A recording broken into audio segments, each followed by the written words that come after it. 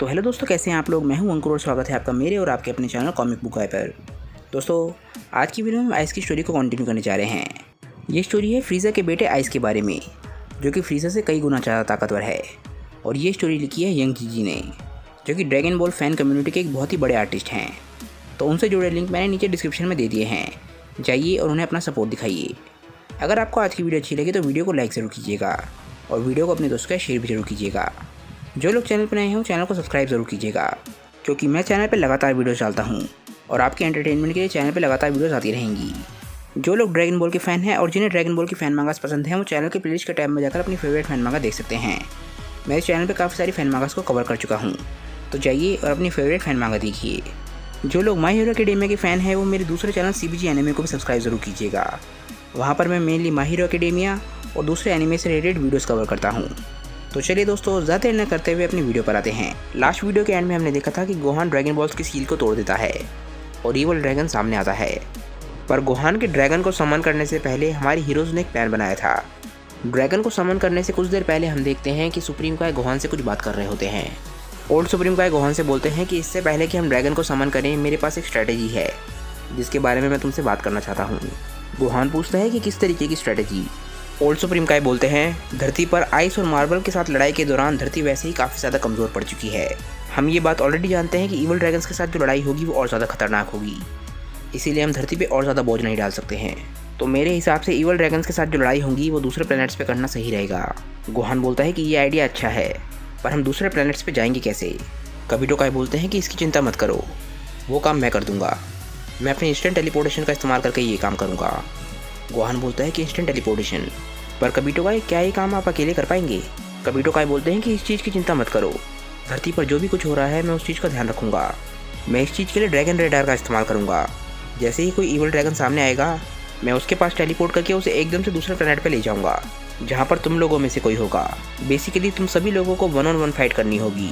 पर अब main question ये आता है कि तुम धरती के अलावा कहाँ पर फाइट कर सकते हो। गोहान और वेजिटा सोच में पड़ जाते हैं। इसके बाद कबीटो काय बोलते हैं कि हमने तुम लोगों के लिए 5 प्लैनेट चूज़ करे हैं। पहला है द डार्क डीमन रेल्म, दूसरा है प्लैनेट जुन, तीसरा है प्लैनेट काचिन, चौथा है प्लैनेट मुजिन और आखिरी में आता है काओशियन रेल्म। तुम सभी लोग इन 5 प्लैनेट पे लड़ोगी। ये सभी प्लैनेट्स धरती के मुकाबले बहुत ज़्यादा मजबूत हैं। गोहान बोलता है कि 5 प्लैनेट, पर कबीटो काय कुल मिला के 7 ईवल ड्रैगन्स होंगे, तो बाकी के 2 ईवल ड्रैगन्स का हम क्या करेंगे। तभी ओल्ड सुप्रीम काय बोलते हैं कि वेजिटा गोहान, तुम दोनों को 2-2 ड्रैगन से लड़ना होगा। कबीटो काय बोलते हैं कि एक ईवल ड्रैगन से लड़ने के बाद तुम उसकी ड्रैगन बॉल को ले लेना। जब तुम्हारा ये काम हो जाएगा तो तुम दूसरों की मदद के लिए जा सकते हो।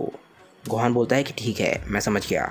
एक बात और याद रखना, एक बारी अगर ईवल ड्रैगन्स आज़ाद हो गए तो वो हो सकता है कि पूरी धरती पे फैल जाएं। तो जब मैं उन ईवल ड्रैगन्स को तुम्हारे प्लैनेट्स पे लेके आ रहा हूँगा तो हो सकता है कि मेरे से थोड़ी सी गलती हो जाए। ये बात तुम लोग अपने दिमाग में रखना, और हो सकता है कि उस हिसाब से हमें प्लान भी चेंज करना पड़े। तो ये थी हमारी पूरी स्ट्रैटेजी। अब हम सब लोग तैयार हैं। अब बस हमारे लिए एक ही चीज़ रह गई है, जीत के लिए प्रे करना। गोहान, वेजिटा, गोटेन, ऊबो, ट्रंक्स सभी के सभी ईवल ड्रैगन्स का सामना करने के लिए तैयार होते हैं। इस तरीके से आखिरकार वो ईवल ड्रैगन्स की सील को तोड़ देते हैं और ईवल ड्रैगन सामने आता है। जैसे ही उसे समन किया जाता है वो सबको घूर रहा होता है और कुछ अजीब सा बिहेव कर रहा होता है और एकदम से वो थूकता है। जो चीज़ उसने थूकी होती है वो गोकू होता है और गोहान और वेजिटा ये देख के हैरान रह जाते हैं। गोहान गोकू के पास जाता है और उसे गोद में उठाता है। वो देखता है कि गोकू की सांसें चल रही हैं या नहीं चल रही हैं, और वो ये देख के खुश होता है कि गोकू भी जिंदा होता है। ईवल ड्रैगन बोलता है कि गोकू, तुमने सच में हमें बहुत ज़्यादा परेशान किया, पर आखिरकार अब हम रिलीज हो चुके हैं। और तुम सब बाकी लोग भी ध्यान रखना कि पिछली बारी जैसे हम लोग हार गए थे, इस बारी लड़ाई बिल्कुल ही अलग होगी। इस बारी तुम लोग हमें नहीं हरा पाओगे। तुम लोगों को जल्दी पता चल जाएगा कि हम लोगों की बढ़ी हुई ताकत कितनी ज़्यादा है। तुम लोगों को पता चलेगा कि डर क्या होता है। इस बारी हम लोग उतनी तबाही मचाएंगे जितना हमारा मन करेगा। इसके बाद ईवल ड्रैगन अपनी ताकत रिलीज़ करने लग जाता है और उसकी ताकत 7 ड्रैगन्स में स्प्लिट हो जाती है और वो 7 ड्रैगन्स अलग अलग दिशाओं में चले जाते हैं ताकि वो जाकर तबाही मचा सकें। पर इस वक्त सभी को ईवल ड्रैगन से ज़्यादा गोकू की फिक्र होती है। गोहान बोलता है कि ये अभी ज़िंदा हैं, पर इनकी की बहुत ज़्यादा कमज़ोर हो चुकी है। ऐसा लग रहा है कि बस ये किसी तरीके से ज़िंदा हैं। कबीटो काय बोलते हैं कि मैं इस बात से हैरान नहीं हूँ। गोकू पिछले 3 साल से नेगेटिव एनर्जी से घिरा हुआ है। फिलहाल के लिए मैं गोकू को एक सेफ जगह पर आराम करने के लिए छोड़ देता हूँ और हम लोग अपनी स्ट्रेटेजी के हिसाब से ही आगे बढ़ेंगे। तो मैं अब सभी लोगों को उनके प्लैनेट्स पर ट्रांसपोर्ट करना शुरू करता हूँ। इसके बाद कबीटो काय सभी के सभी वॉरियर्स को अलग अलग प्लैनेट्स पर छोड़ के आ जाते हैं कबीटो काई बोलते हैं कि सब लोग अपना बेस्ट देने की कोशिश करना। इसके बाद कबीटो काई गिरो से बोलते हैं कि गिरो चलो ईवल ड्रैगन्स को ढूंढना शुरू करते हैं। और आखिरकार उन्हें पहला ईवल ड्रैगन मिल जाता है और इसके बाद वो उड़ के उसके पास जाते हैं। वो एक शहर में होता है और ह्यूमंस उसे देख के हैरान होते हैं और उससे डर रहे होते हैं। वो ईवल ड्रैगन हंस रहा होता है। वो बोलता है कि हम जितनी चाहे उतनी तबाही मचाएंगे, इस बार हम सभी ह्यूमंस को ख़त्म कर देंगे, ह्यूमंस तैयार हो जाओ। तभी एकदम से कबीटो काई उसके पीछे पहुंच जाते हैं और एकदम से उसकी कमर पे हाथ लगा के उसे टेलीपोर्ट करना शुरू कर देते हैं। वो एकदम से एक प्लैनेट पे पहुंच जाते हैं। ईवल ड्रैगन को कुछ पता ही नहीं चलता कि उसके साथ क्या हुआ है। वो बोलता है कि ये जगह कौन सी है और मेरी बॉडी इतनी ज़्यादा हैवी क्यों लग रही है। हम देखते हैं कि वहाँ पर गोटेन होता है। गोटेन बोलता है कि अच्छा तो तुम मेरे ओपोनेंट हो। इसके बाद वो ईवल ड्रैगन गोटेन की तरफ देखता है। वो बोलता है कि तुम कौन हो। गोटेन बोलता है कि तुम 5 स्टार ड्रैगन हो। क्या तुम्हारा नाम वुशिंग लॉन्ग है? मैं यहाँ पर तुम्हें हराने के लिए आया हूँ। हम लोग तुम्हें वैसा नहीं करने देंगे जैसा तुम लोग करना चाहते हो।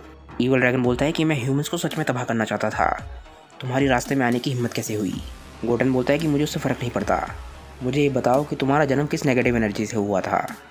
ईवल ड्रैगन हंसता है। वो बोलता है कि मेरा जन्म तब हुआ था जब तुम लोगों ने सेल के हाथों मारे गए लोगों को जिंदा करने की विश मांगी थी। गोटेन बोलता है कि अच्छा, एंड्रॉयड सेल। मैंने सुना था कि मेरे फादर और बाकी सभी ने मिलकर सेल नाम की किसी एंड्रॉयड से लड़ाई करी थी। ईवल ड्रैगन बोलता है क्या तुम मुझे देख के हैरान हो? गोटेन बोलता है कि हमारी बातें काफ़ी हो गई, चलो अब लड़ाई शुरू करते हैं।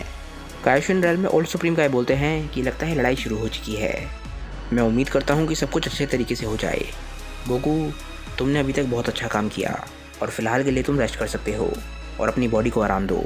फिलहाल ये गोहान और बाकियों की लड़ाई है। एक बारी अगर ये लड़ाई अच्छे तरीके से ख़त्म हो गई तो दुनिया में सच में शांति आ जाएगी। फिलहाल हम प्रे करने के अलावा कुछ भी नहीं कर सकते हैं। प्लैनेट जून पर गोटेन और वुशिंग लॉन्ग की लड़ाई शुरू होने वाली होती है। वुशिंग लॉन्ग बोलता है कि चिंता मत करना, मैं तुम्हें बहुत ही जल्द ख़त्म कर दूंगा। इसके बाद गोटेन वुशिंग लॉन्ग की तरफ बहुत तेज़ी से बढ़ता है और उसे एकदम से आके पंच मारता है। वुशिंग लॉन्ग खुद को बचाने में कामयाब हो जाता है और इसके बाद गोटेन पे हमला करता है। दोनों अपनी पूरी ताकत से लड़ रहे होते हैं और एक दूसरे के पंचेस को डॉज करे जा रहे होते हैं। अभी वो एक दूसरे को हिट भी नहीं कर पाए होते हैं। वुशिंग लॉन्ग एकदम से आसमान में उड़ जाता है। गोटेन एकदम से वुशिंग लॉन्ग को देखता है और कामेहामेहा बनाता है और उसकी तरफ शूट कर देता है। गोटेन का ये अटैक वुशिंग लॉन्ग को स्पेस में पुश करने लग जाता है, पर वुशिंग लॉन्ग बहुत ज़्यादा ताकतवर है। वो इस अटैक को रोकता है और एक दूसरी डायरेक्शन में पुश कर देता है और ये अटैक जाके प्लेनेट की दूसरी तरफ धमाका करता है। इसके बाद वुशिंग लॉन्ग ज़मीन पर उतरता है। गोटेन और वुशिंग लॉन्ग समझ जाते हैं कि वो दोनों ही बहुत ज़्यादा ताकतवर हैं, पर दोनों ने ही अभी तक सीरियसली लड़ना शुरू नहीं किया था। इसके बाद गोटेन फिर से वुशिंग लॉन्ग पे अटैक करता है। वुशिंग लॉन्ग अपनी एबिलिटीज़ में बहुत ज़्यादा कॉन्फिडेंट होता है और गोटेन आके उसे एकदम से किक मारता है और वुशिंग लॉन्ग इस अटैक को बड़े आराम से रोक लेता है। इसके बाद वो गोटेन को पंच मारने की कोशिश करता है और गोटेन भी इस अटैक को डॉज कर देता है। गोटेन वुशिंग लॉन्ग को ट्रिक करके उसे लात मारने की कोशिश करता है, पर वुशिंग लॉन्ग उसके पैर को पकड़ लेता है और उसके बाद उसे खिंचा के पंच मारता है। इसके बाद वुशिंग लॉन्ग गोटेन पे अपने क्रिम्सन कैनन से अटैक करता है। गोटेन अभी अपने आप को पिछले अटैक से बचा ही रहा होता है, पर इतने में ही वुशिंग लॉन्ग का अटैक भी उस तक पहुंच जाता है।